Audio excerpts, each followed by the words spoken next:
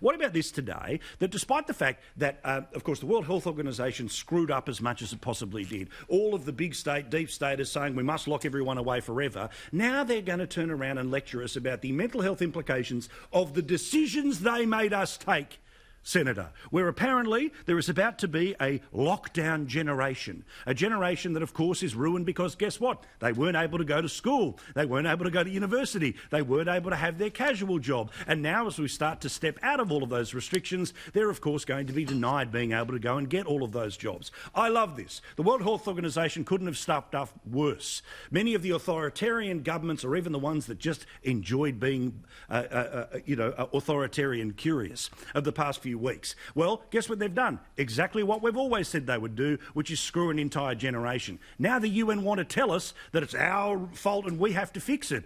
I'm sorry? Yeah, it's pretty rich for the World Health Organization to start giving orders to others in circumstances where they have been thoroughly politicised and have failed in their mandate over the last couple of months. Look, I do hope that all countries are going to take more of an interest in either whipping it into shape or getting rid of the thing. And I'm hopeful that the former will be successful in circumstances where we've now got moves to include nations that are actually good at managing health, like, say, Taiwan. That's a really positive step. But the idea that young people aren't going to bounce back from having a few weeks of schooling at home is really a little bit silly.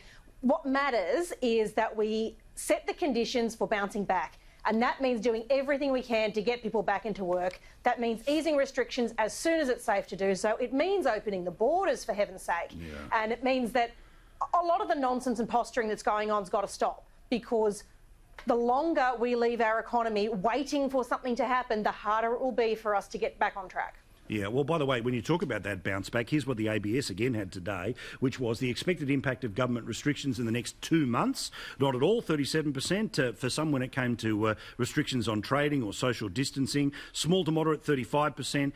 Great, 29, 25, 27, which basically means, according to this, if we can bring it up, guys, which is basically a majority of business think that the government restrictions are still going to hit them on trading, social distancing and travel restrictions. But why do you have to get things going again? Let's go back to that graphic we showed at the start. Since things have started to loosen up, 35% of people, businesses in Australia are getting more money in. There's more cash flow. All of the things that start to happen here, which is, Matt Canavan, the very reason why the Labor government in WA can bitch and moan about, we can't have JobKeeper disappear in September. Well, here's an idea. Rather than having trade amongst 2 million people, what about having trade between 25 million people? Drop the damn borders.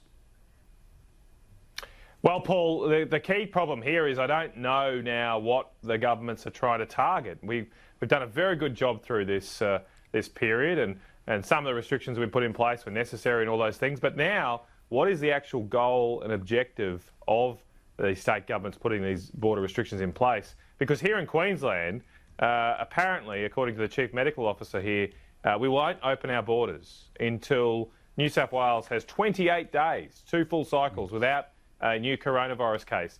Now, that is effectively a hurdle that is not going to be jumped over. We know we're not going to eradicate the disease. That's also the health advice we've been receiving. So when Palaszczuk says that the borders might open in September, I think she actually might mean September 2021 under this current approach. And that's, I don't know, what are they trying to do? Are they trying to eradicate the disease?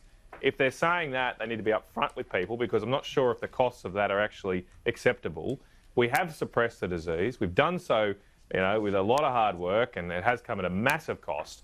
And we've met those goals. So surely, on the basis of why we went into lockdown-type procedures, we should be opening now. Yeah, correct.